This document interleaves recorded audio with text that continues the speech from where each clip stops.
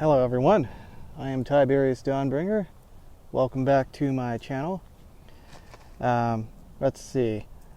So in the previous video that I went over, I was explaining, synchronicities and manifestations, and I only really had a couple of examples for you. This is kind of like just an introduction to those particular topics, but what I decided to do is to go over many examples in my life of synchronicities I've experienced and manifestations that I have, manifested, witnessed, taken a part of, and all that. So, the list I have here, and I'm gonna probably look over to it frequently, so don't worry about that. But the list I have here dates back to around 2013, roughly after I got out of the military service and got back home to South Carolina. So I'll go ahead and start there. So when I got out of the service, which if you haven't figured it out by now, I did not enjoy my time in at all. That was probably the roughest time in my life, was those 5 years. So when I went home, all I wanted to do was to reconnect with my family and all my friends. And the majority of my friends that I had dated all the way back to high school. I started high school a year after my family moved there, and that's where I met the majority of my friends, was through that. And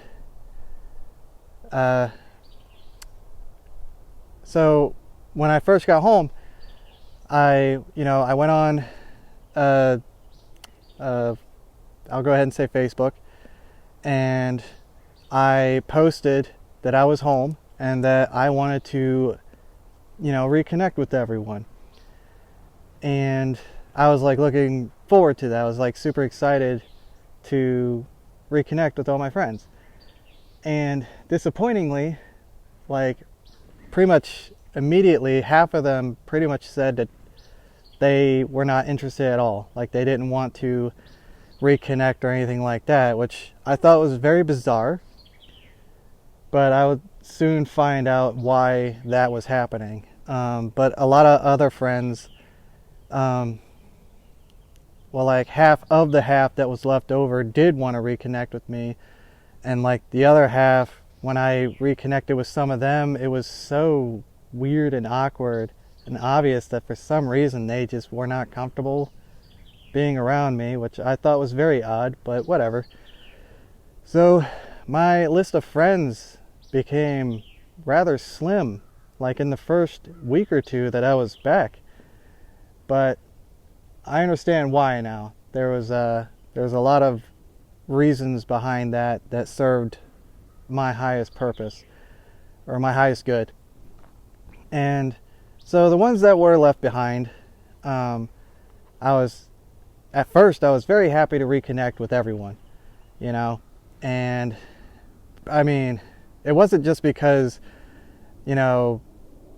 I had just gotten back from the service, where that was pretty much the rock bottom of my life. Anything from there was pretty much, going up.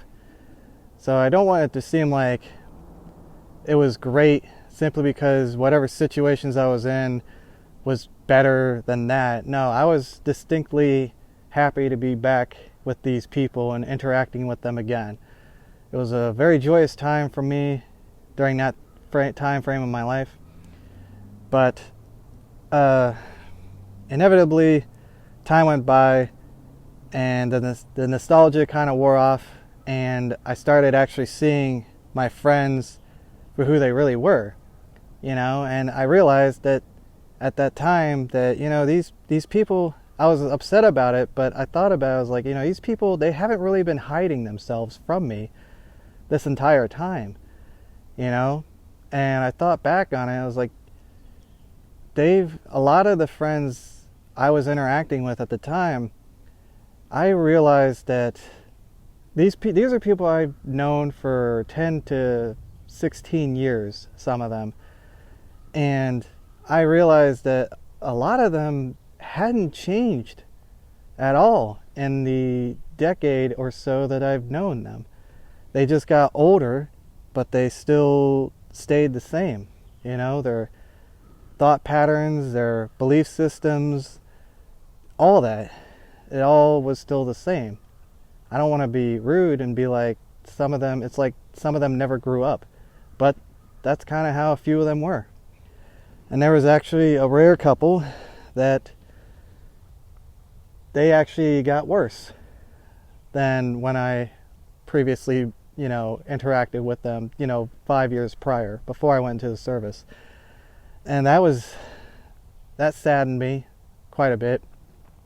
And around this time, 2013 and 2014, I was just, living my life. I had a lot of money saved up for my time in, and even though I could have just relaxed for months and just lived off of that money, I still eventually got a job just to keep flow going and have something to do and meet new people, which that ended up working out too.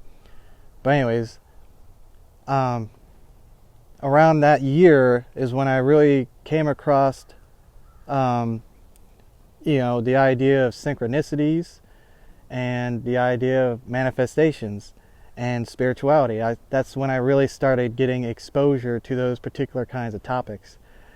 And when I learned about it, as soon as I heard about it, I delved into as deeply as I could. I was drawn to learn that subject matter because I just somehow knew in my heart that it was extremely important information.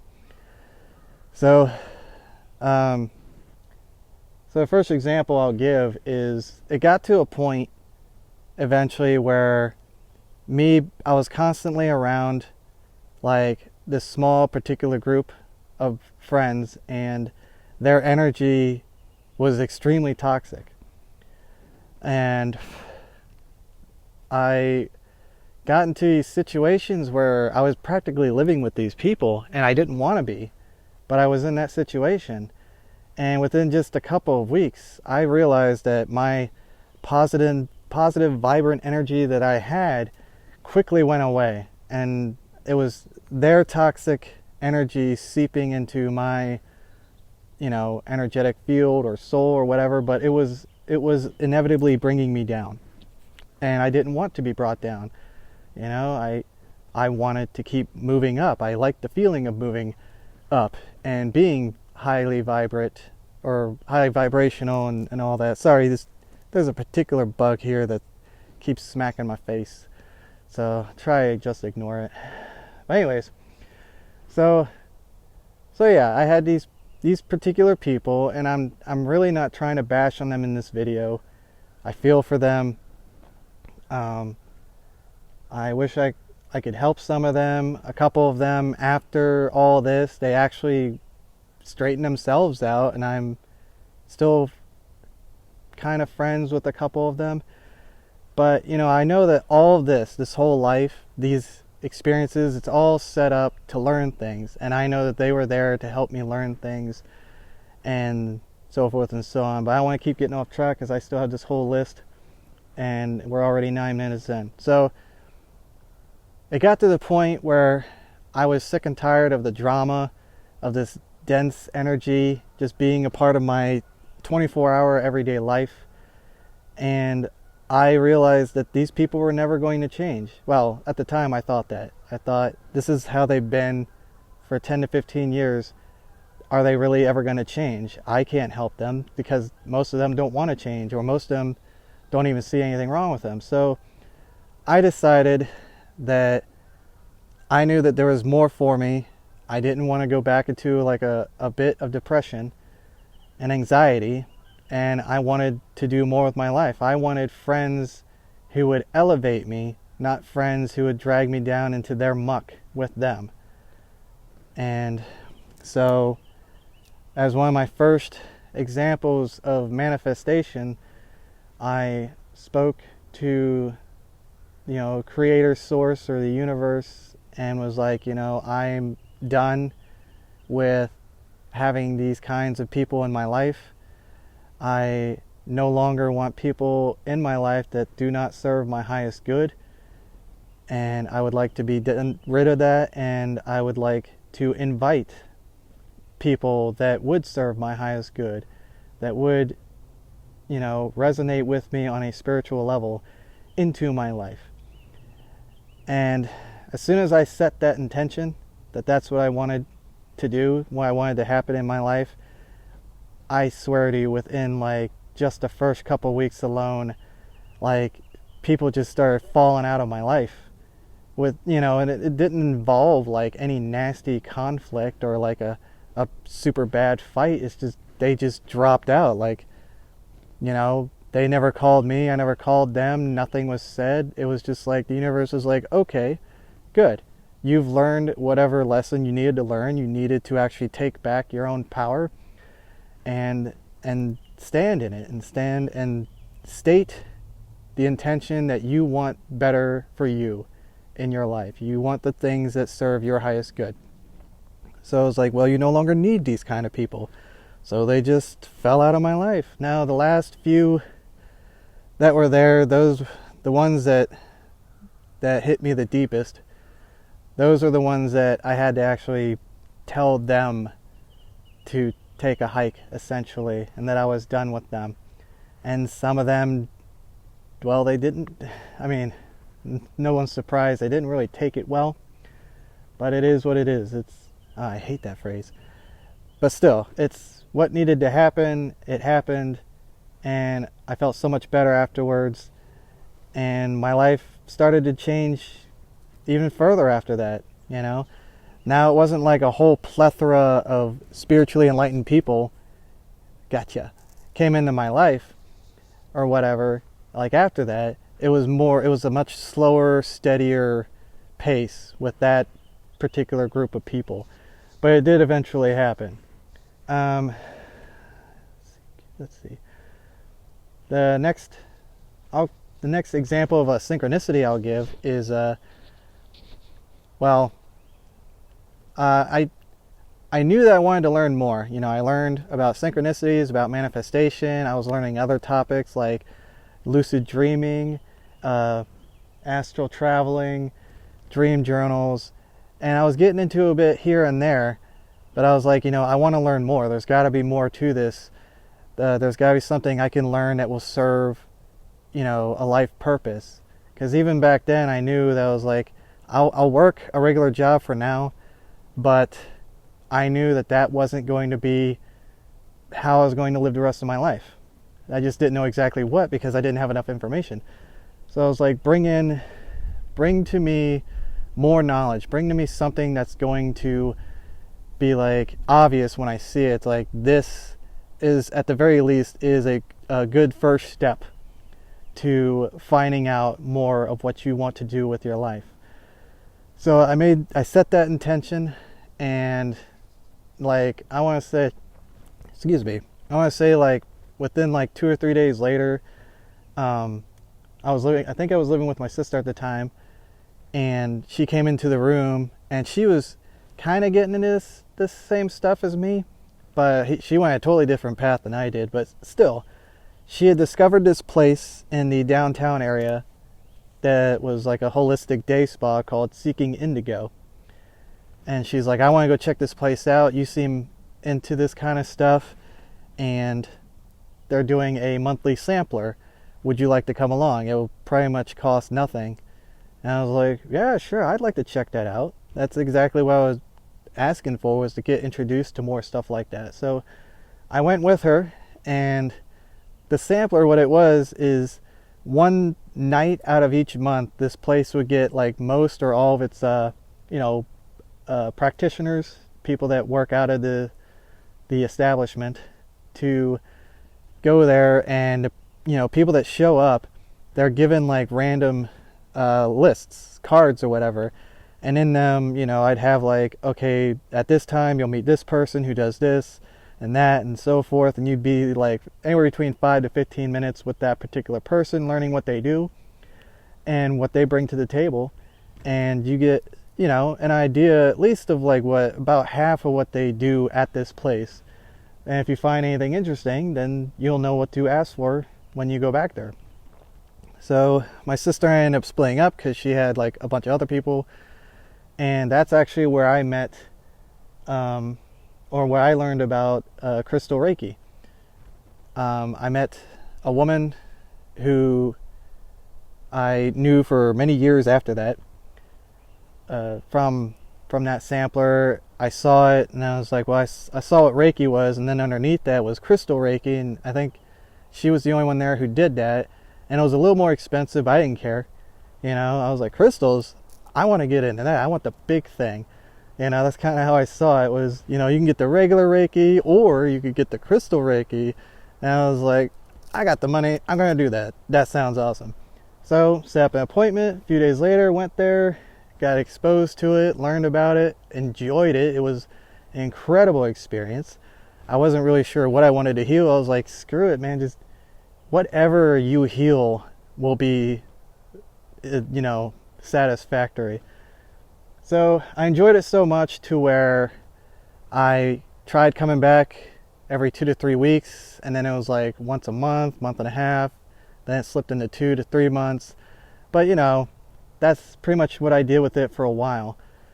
And the place eventually closed down, and I lost touch with that particular woman, but it didn't take too long, like maybe a few months after that, where I wanted to reconnect with her, and I set the intention to do that. It's like, I want to find this woman and get back into doing Reiki again.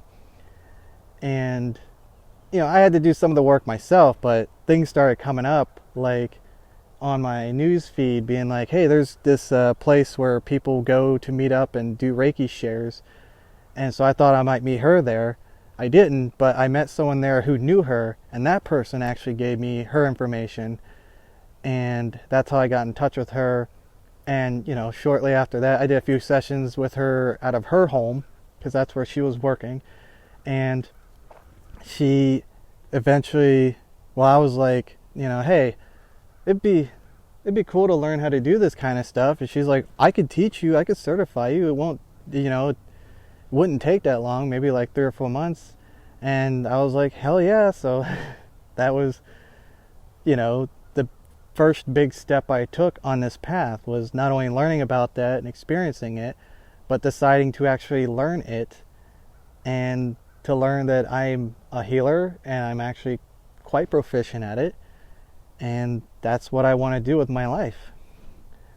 And I could get into a whole bunch of stuff about that, but you know, I'm going to spread that out throughout this whole channel. So let's see. So back to like shortly after that sampler and doing some Reiki sessions with this woman, I was thinking, I was trying to discover more about myself, you know, trying to find things about my past, my true self, past lives, anything I could get a hold of, because I just knew there was more to me than what this is. And I was right, that's true for everyone. But I was so focused on it, and I'm probably getting ahead of myself, but the universe, I got to a point where that's all I wanted to do. I wanted to find people who did past life regression work. I wanted to find mediums to talk to, psychics, all that. And the universe helped dose it out to me in like a moderate amount that felt like I needed. Even when I was at times, I was like, no, I need more, give me more. You're spoon feeding me, screw this, I want more. The universe knew that I needed this amount for this time frame, and when it was time for more, it would give me more. So anyways, I had asked to get ideas of places I could go to, you know, learn more about this stuff and learn more about myself. And within the first week of me setting that intention, I started coming across a lot of things talking about like getting these lists of like the 10 most spiritual places in the world, or 10 most spiritual places in America and stuff like that. And so I felt drawn to that, and I looked at like 3, 4, 5 of those lists and wrote down the ones that showed up multiple times, and the one that showed up in every single list was Sedona, Arizona. All right, so a lot of people that, if you're paying attention to my videos, you're probably already into this type of material.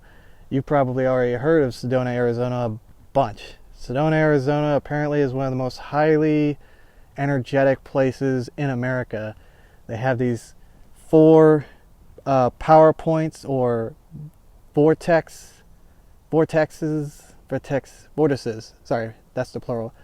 Vortices, but there are these 4 power vortexes that are throughout Sedona, and that's what a lot of people do, is they go there to journey to those spots and, have an experience, and that's essentially what I decided to do. So I went and did that, and while I was there was like this one main strip, this one road where all the shops and all that was, and I went to the crystal shop there. I know I've mentioned it before in another video. I don't have it today, but there's a big piece of clear quartz crystal that I usually wear around my neck. Today it's the lapis lazuli. You probably can't see it because the cage kind of hides it. It's just a small sphere. But anyways, I went and got that particular crystal piece from that shop. And while I was there, a woman stepped out from one of the back rooms and looked at me, and she said hi, and I said hi, and like I just felt this immediate connection with her, and I could tell she did too. She came up to me and she was like, "Hey, what you doing here?" So I told her my story, and she's like, "That's a fascinating story." Because I drove myself across the country. It took me like 3 days to get to Sedona, Arizona from South Carolina. Yeah, because, at that point, I had no friends. And there weren't a lot of people I knew that were, into this part of my spiritual journey that I was at. So I did feel kind of alone for the first few years of this experience. I felt like I come across all these people that were into this stuff, and there's all these videos and books and blogs and such and so forth and so on. But I felt very alone. I was like, well, where the hell are all these people? It feels like it's just me. But anyways, so I drove myself out to Sedona, Arizona. And sorry I keep moving. I'm kind of kneeling, and, I gotta get comfortable. So I met this woman. Her name was Mary Morningstar, and she was a psychic medium, and she's like, well, I don't have a client for like another hour. If you want to do a 30-minute session, I'd be happy to take you in now. And I was like, hell yeah, let's do it. So we went in there. I had a voice recorder at the time, and I might still have that session on that voice recorder, but I asked her all the questions like, who am I really? Where am I from? What's the point? What's the deal? Why am I here? Kind of thing. And she gave me a lot of answers I needed. She essentially gave me some more breadcrumbs that led me to discover more about myself. And that was an impactful moment in my life. But that was my journey to Sedona. It was much needed, much appreciated. I have gratitude for that experience. And I left there feeling incredible. When I got back home, I think I was still living with my sister. I can't remember where I was living. I moved around a lot. Ever since I've been in the service, I've noticed that I move around quite frequently. And I started practicing being a minimalist, so moving around was not that difficult for me. But wherever I was at during that time, I needed to move out. I needed to find a new place. And so I set the intention to manifest a place for me to live, a stable environment that I would feel comfortable with, that the rent would be reasonable, and all that kind of stuff. And then, like, that same morning that I set that intention, I get a phone call from 2 of my friends that I hadn't really communicated with since high school, really. And they were good friends. They were good people. But they called me and they're like, hey, we heard that you are actually looking for a place to live. And the person that was, using our spare bedroom just moved out. So, would you like to take that place? And I thought that was an incredible synchronicity, that as soon as I was like, hey, I need this place, boom, these people contact me. So, yeah, I ended up moving in with them and living with them for some months. That was back in 2015 when that happened. The next part of on my list, I mentioned not too long ago about how I felt really alone on my journey. Yeah, I had friends and family who would tolerate what I had to say, but I could tell that, at least at that time, that they were not prepared or ready for that kind of information, so they weren't really resonating with it. And so, I pretty much had to keep all this to myself. Everything I was learning and wanted to just to everyone, I had to keep internal, because nobody that was around me was into that kind of information, at least not then. So I set the intention that I wanted to manifest people into my life, or at least find a place where there were people that had progressive ideas, that thought like I did, that were into the things that I was into, that were concerned about truth and spirituality and all that kind of stuff. And so, like it was with Sedona, Arizona, these lists just started popping up on my news feed and all that, and it was, it was literally the lists for like the top 10 most progressive cities in North America and stuff like that. And so I did the same thing as before. I go through like several of the lists and write down the places that got mentioned the most, or if I was lucky, in all of the lists. And the one place that got mentioned in all of the lists was Boulder, Colorado. So I was like, I want to move to Boulder, Colorado. I don't know if I'll stay there, but I just need to go there and meet these kinds of people. I need to be in that environment, in that energy. So I looked online to see if there were places for rent out there, and I looked to see if there was anyone looking for like roommates or a roommate, or were renting out a room. And the first thing I came across was the person I ended up actually moving in with. I looked at it and it just seemed so simple. It seemed right up my alley. The rent was fair, and I had to go through like this interview process for like a month, but it wasn't like that bad, and I ended up getting accepted. And I was like, I hope this video isn't too dark. But anyways, I was like, man, this is awesome. What an incredible synchronicity. As soon as I set the intention, these things showed up. As soon as I decided where I wanted to go, it was like, boom, the first place I look up ended up being the right and proper place to go. So I was, for several months, it took me several months to prepare for the move, but I thought it was very interesting that my move-in date was literally January 1st of 2016. I took that as another synchronicity because, the date for January 1st is 1/1. And I was like, wow, that was not coincidental at all.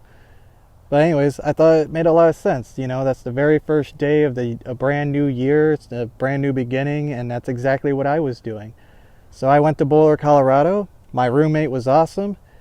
I got a job working at like a pizza place as a delivery driver, because that's what I'm used to doing whenever I go to a new geographical location. An easy job for me to get is a delivery driver, and it helps you learn the lay of the land because you're constantly driving all over the place. So the people I worked with there were really awesome. Like, everyone was so laid back. And this was also around the time where cannabis was becoming legal in certain particular states, and of course Boulder, Colorado was one of the first places. So I got to experience that kind of energy where it was okay for me to walk down the street, go to this place, buy some, and like walk home and enjoy it whenever I wanted. I could have it on me and I couldn't get in trouble. That's the kind of world we should be living in, and to me that was a very positive example that, hey, this is actually happening. Like, this world that the way it should be is coming to fruition. So that was great, and I enjoyed that, even though I don't do it anymore. But back then I certainly did and enjoyed the hell out of it. So, but anyways, I was only there for about 4 months. I had a 6-month lease, but I was only there for 4 months due to the job eventually fell through. Big messy story there, but I understood. Like, it's within the first couple of days of it falling apart, I understood what was going on. It was the universe telling me that, hey, your time here is done. You're not going to stay here. There's other plans for you. And I was accepting of that. I was like, okay, cool. I'm glad to have had this experience. So I ended up having to leave that job, and I had almost no money. I wasn't making money. Like, I went there with a certain amount of money, and I was just making enough to pay rent, pay any bills I had, and groceries and gas. But that was it. I wasn't going up in profit in my bank account, So I realized that it was going to take me a while to get a job, and even if I got a job like the very next day, it was still going to take me several weeks before I'd even see a paycheck, maybe at the earliest, and I wasn't going to have enough money for rent on time. So I just knew that it was time to go. So I called my dad. I explained the situation to him. At the time, he actually owed me some money because I lent him money a year or two prior to help with some debt. But he owed me a bit of money, and I didn't like doing it, but I kind of called in that favor because I was desperate. I was like, I need your help. Please help me to come home. Which he was more than happy, because, my parents have wanted me home since I got into the service. They're like, oh, we just want you to come back home and be happy. So what he owed me was exactly enough to pay off the last 2 months of rent, and it was a little bit extra to help me get my car. I wanted to get an oil change and make sure everything was good before I moved back home, because it was going to be like a 3 or 4 day drive by myself. I don't want this car breaking down or anything. So it was enough money to get the maintenance up on my car and to get me back home. And that was pretty awesome. So we're almost at 33 minutes. I'm trying to wrap this up. We only have a few more examples. So shortly before I left, I had another friend who's living back in South Carolina who, I'd wanted to help her out ever since I knew her. She was pretty much homeless, going from place to place because her mother was insane. I don't know. Not something I'm going to post too much about on here. But I couldn't help her, one, because I wasn't in, South Carolina, and two, I wanted to help her, but I thought their mom was so crazy that if I had moved in, if I had gotten an apartment with this particular girl and she wasn't, 18 yet, that her mom would find out and call the cops on me and try to have me arrested for kidnapping her daughter or something. I don't know, but the woman was that crazy, so I couldn't help her at the time. But moving on from there, around this time frame, she was 18, so legally none of that mattered. And I was moving back, and she needed help. She needed a place to stay. I was like, that's awesome, because I needed a place to stay as well. My sister let me stay with her for a month or two until I got a place. But I got this, I was like, I want to help this girl out. I want to give her an environment where she can be stable for at least for a while, at least for a year. She can feel safe and stable and, can focus on getting her life together, getting her life going, And that's what ended up happening. I came back, we both found a place, we moved in together, and we lived there for almost a year. She lived there for 11 months, and then she moved out and moved on, and I was there for almost 13 months. After the year lease was up, they did month to month. I had to take over the entirety of the rent, because, and at least until I found someone else, if I could find someone else. Like I said, I didn't exactly have a lot of friends at this time either. So and rent went up, because apparently the week before I had to renew my lease, they had done an appraisal on the property and found out that it was worth more, and so rent went up. And since my previous contract with them had ended, they could charge me more for the rent. And I was like, oh, okay, will suck, but I can afford it for now, whatever. So I paid for that month, and a couple weeks later I went in to talk to them about, paying for the next month, and they're like, well, we'll have to do a whole new contract and rent's going to go up again. And I'm like, why? And they're like, because the property value keeps going up, and if you stick with month to month, the more that the value keeps going up, the more your rent's going to keep going up. So you either have to do like a 6-month or 12-month or something like that to keep the price a certain way. Otherwise, it's just going to keep skyrocketing. And I was like deflated by that. I was like, well, what the hell am I supposed to do? But it eventually came to me. I was like, okay, my time here is done. I don't really want to be here anymore anyways, because the area wasn't horrible, but it certainly wasn't that great either. It was like in the middle. So I was like, okay.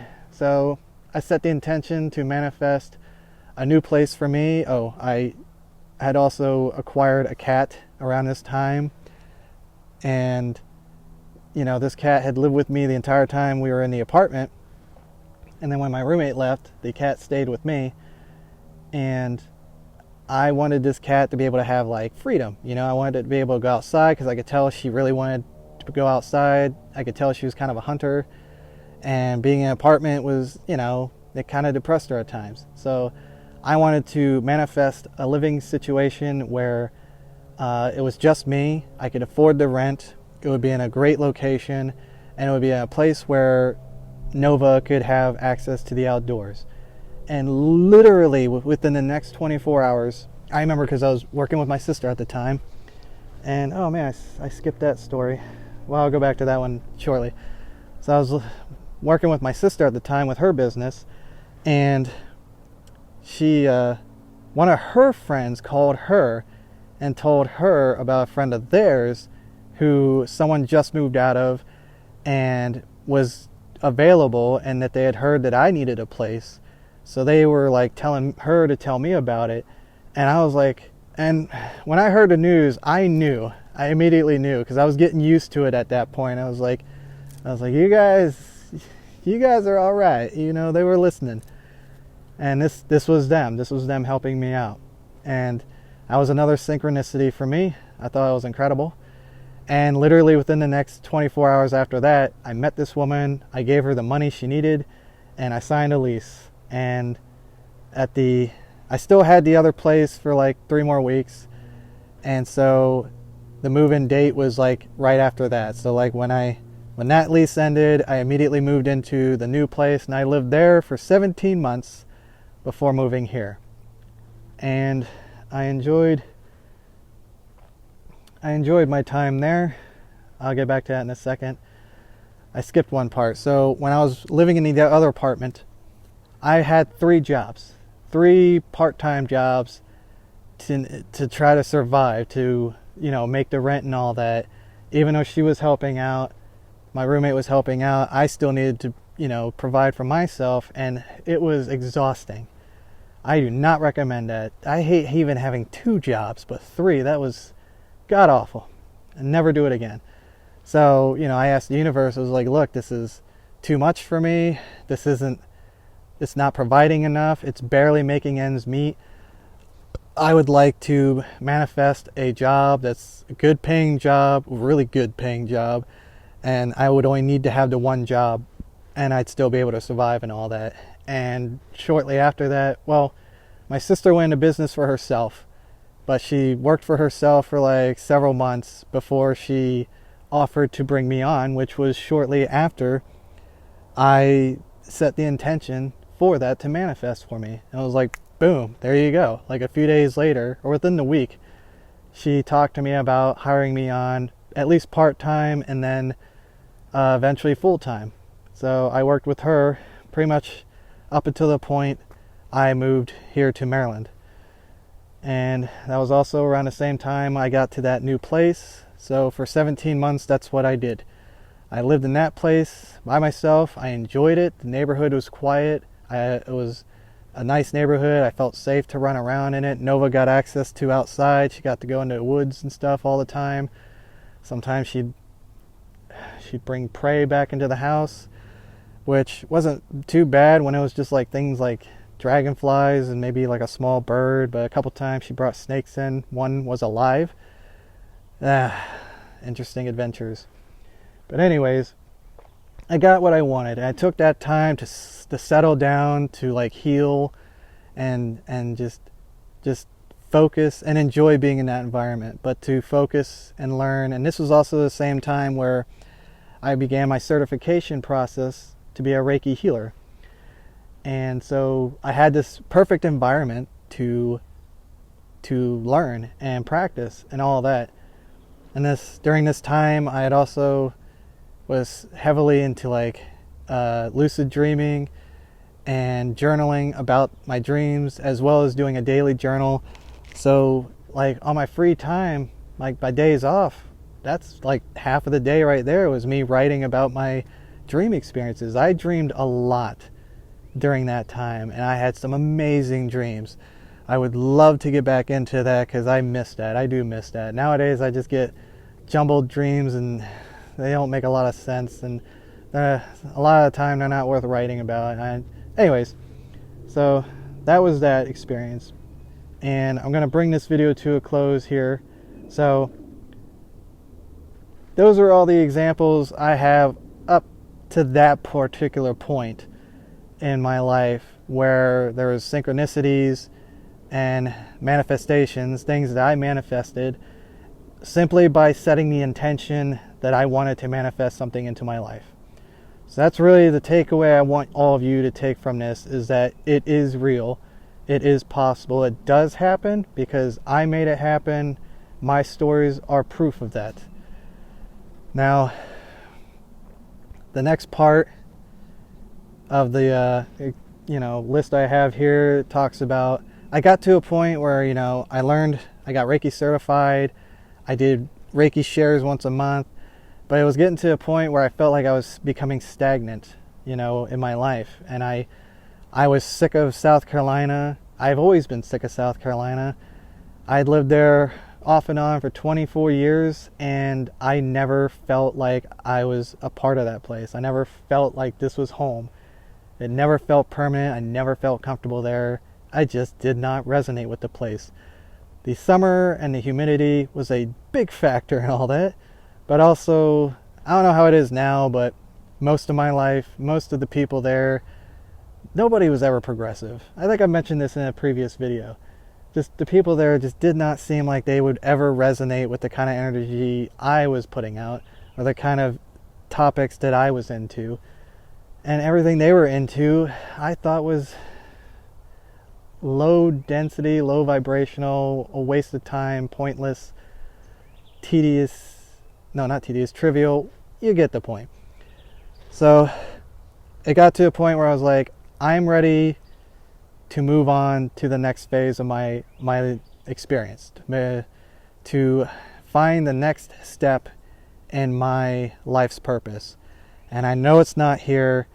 And I told the universe, I was like, wherever it is, I don't care. Take me where I am needed most. And within the first few weeks, I was getting all kinds of answers, like all these different states. Maryland showed up once or twice, but I didn't pay much attention to it. But really quickly, the list narrowed down to Maryland, and not only Maryland, to my hometown in Maryland, where I am living now. I thought that was crazy.